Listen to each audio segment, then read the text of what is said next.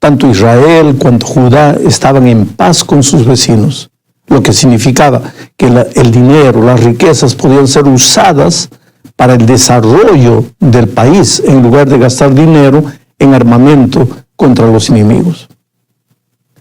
Las dos naciones, tanto Israel cuanto Judá, eran prósperas. Apareció entonces una nueva clase de ricos. La gente comenzó a dejar la agricultura para dedicarse al comercio. Sin embargo, a pesar de todo el aparente éxito, había serios problemas. Y Amós no tuvo miedo de mencionar esos problemas. Para empezar, precisamos leer Amós capítulo 1, versículo 2. Dice: Amós dijo: ruge el Señor desde Sión, truena su voz desde Jerusalén. Los pastizales de los pastores quedan asolados y se seca la cumbre del Carmelo. Esta expresión, ruge el Señor, expresa el poder de Dios. La idea es que aunque los seres humanos se olviden de Dios y hagan las cosas como si Dios no existiese, Dios continúa en el comando del universo. Sabes, mi amigo querido, yo personalmente puedo jugar con la paciencia divina, pero tan cierto como el hecho de que estoy vivo, un día tendré que dar cuenta de mis acciones. Los capítulos 1 y 2 de Amós presentan profecías contra 6 naciones paganas, una contra Judá y la última contra Israel. Las naciones paganas son Damasco, Gaza, Tiro, Edom, Amón y Moab. De estas solo mencionaremos a Tiro. ¿Cuál es la razón para la condenación de Tiro? El versículo 9 del capítulo 1 responde: los delitos de Tiro han llegado a su colmo, por tanto no revocaré su castigo, porque le vendieron a Edom poblaciones enteras de cautivos, olvidando así una alianza entre hermanos. Para entender lo que el texto está diciendo aquí, necesitamos saber que en aquellos tiempos los países vivían en permanente clima de guerra. Era natural que la nación vencedora llevase a su tierra esclavos de guerra para que sirviesen en los asuntos domésticos. Pero había una especie de pacto entre las naciones, algo así como el Acuerdo Internacional de la Haya hoy. Nadie podía vender a otra nación esos esclavos de guerra que ellos tenían. Sin embargo, Tiro lo hizo, y Dios no pasó por alto la crueldad y la infidelidad y la impiedad de aquel pueblo. Aquí encontramos un mensaje para nuestros días. No basta no hacer mal a las personas para ser culpable. La omisión ante el dolor ajeno o el apoyo a gente abusiva también nos hace culpables. Si yo sé que se está cometiendo una injusticia y me quedo callado, yo soy tan participante como el otro, solo que un participante indirecto de la injusticia. En la segunda parte de este estudio veremos el juicio contra Israel. Hay antes un corto juicio contra Judá, pero a pesar que Judá también cometía deslices, ellos se arrepentían y se volvían a Dios con más frecuencia. Diferente Israel, que insistía en agredir el carácter de Dios. Leamos lo que dice el capítulo 2, versículos 6 y 7. Así dice el Señor: los delitos de Israel han llegado a su colmo, por tanto, no revocaré su castigo. Venden al justo por monedas y al necesitado por un par de sandalias. Pisotean la cabeza de los desvalidos como si fuera el polvo de la tierra y pervierten el camino de los pobres. Padre e hijo se acuestan con la misma mujer, profanando así mi santo nombre. ¿Cuáles eran los pecados de Israel? Básicamente 2: injusticia e inmoralidad. La injusticia no era solo el pecado de las naciones sin Dios, sino que se había infiltrado ese espíritu de injusticia, se había infiltrado entre los que decían que amaban al Señor. ¿Sabes? Lo más terrible no es la injusticia en sí, que ya es mala y que no voy a disminuir su importancia, pero lo peor es cuando la injusticia es cometida por gente que se dice cristiana y que asiste a los cultos de la iglesia pensando que solo porque va a la iglesia agrada a Dios. En los tiempos de Isaías, la situación no era muy diferente.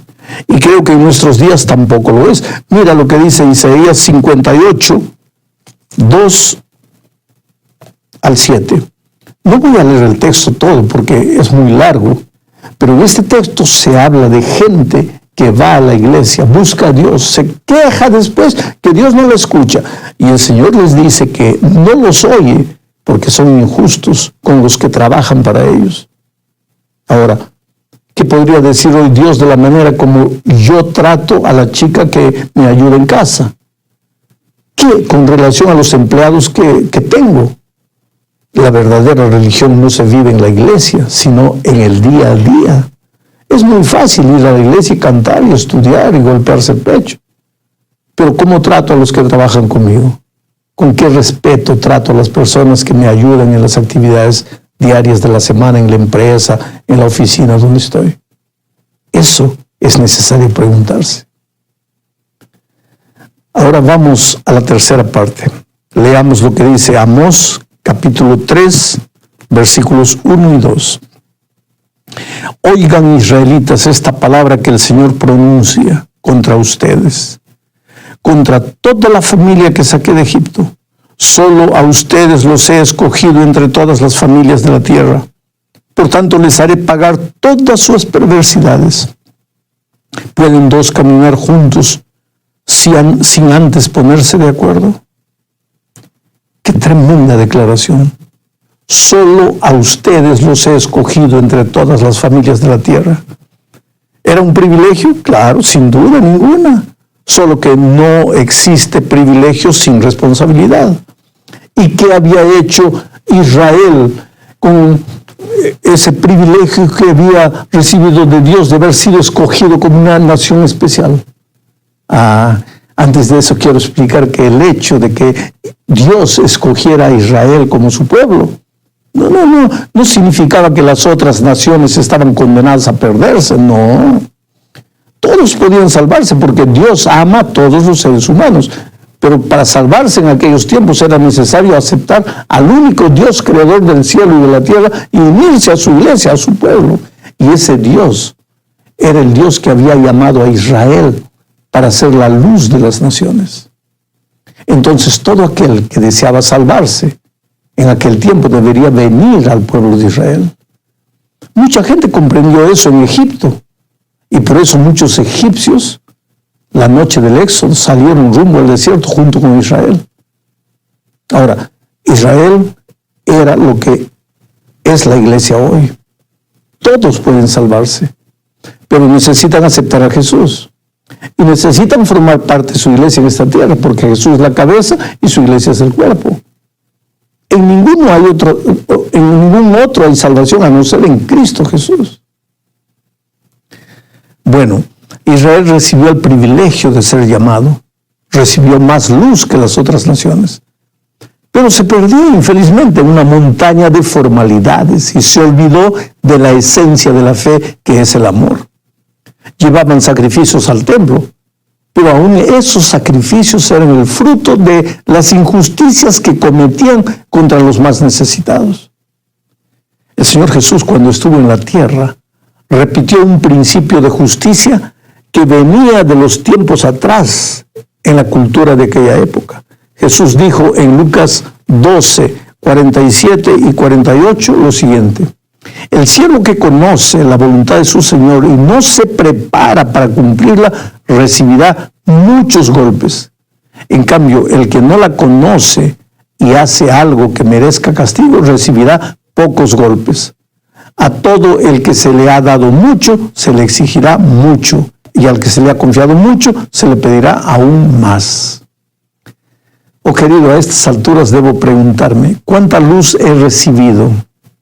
¿Y qué estoy haciendo con la luz que yo recibí? Ahora, eso solo yo lo puedo responder. Y tú también para ti. En la cuarta parte de este estudio veremos 3 pecados de Israel. El primero de ellos es el pecado del lujo. El término lujo viene de la palabra latina que significa excesivo. Originalmente el lujo se refería a unas plantas que crecían en abundancia a las orillas del río, pero con el tiempo pasó a ser usada para hablar de personas con abundancia de dinero, abundancia de tiempo y abundancia de comodidades.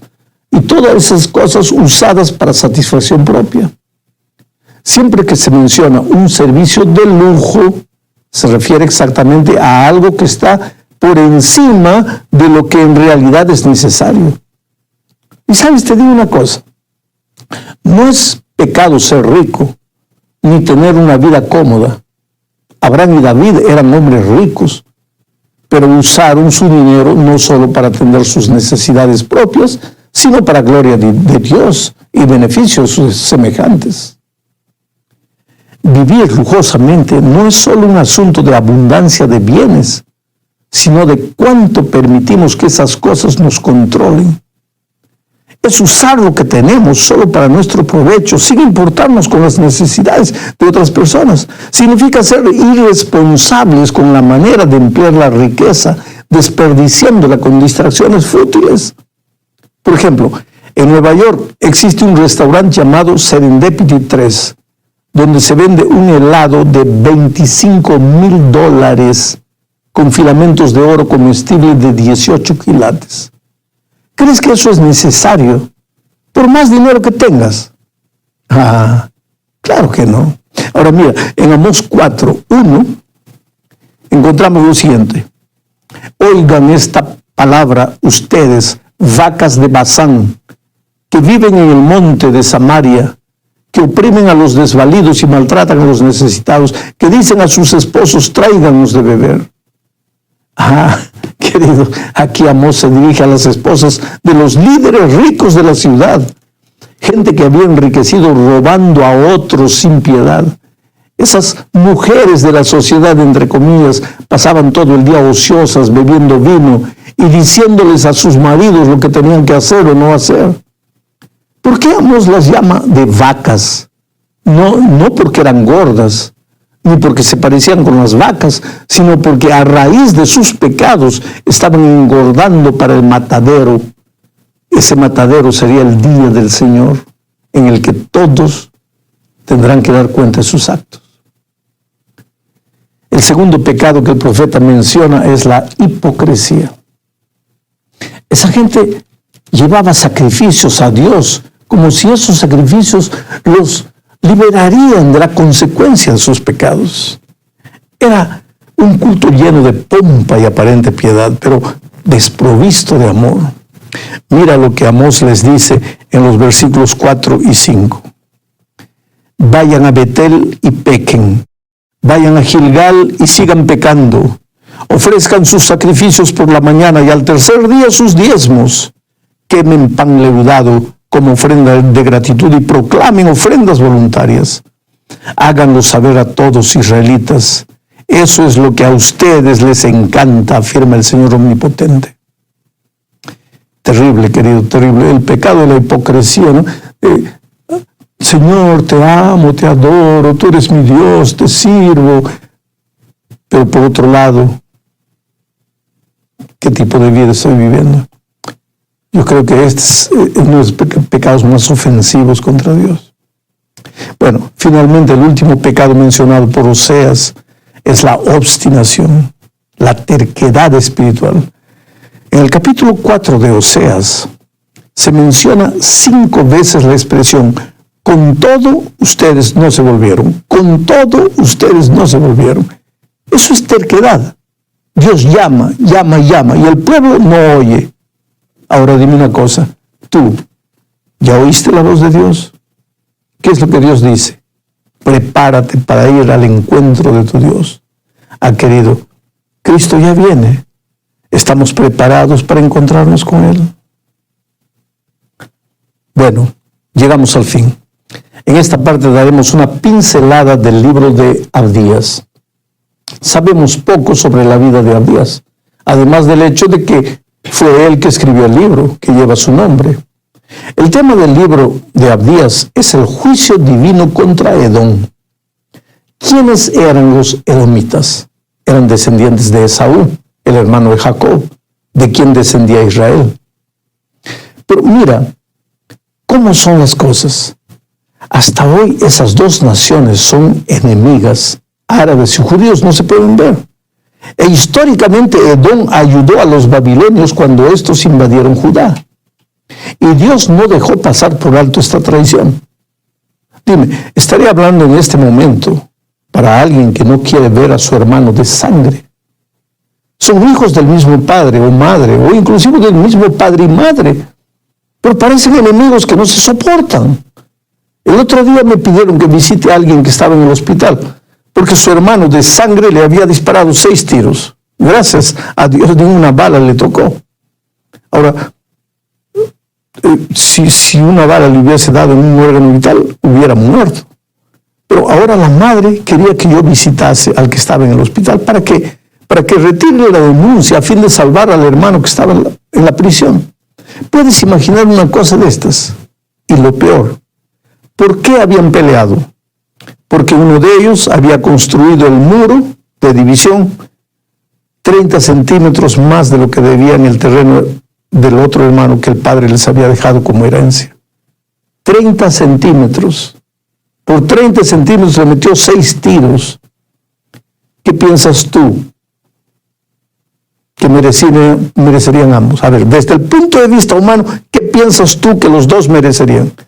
No preguntes, porque otro día una viejita me dijo, pastor, la víctima debería haber muerto y el otro pudrirse en la prisión. Bueno, es así que el ser humano juzga las cosas, pero Dios no. Dios no acepta ese tipo de cosas. Dios quiere que los hermanos vivan en armonía.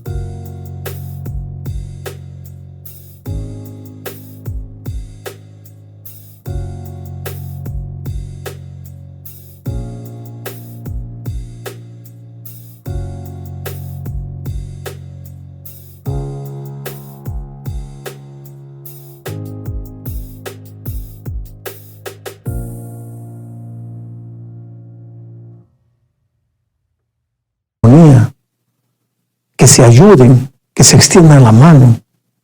Por eso entró en juicio contra Edom. Y mira lo que dicen los versículos 10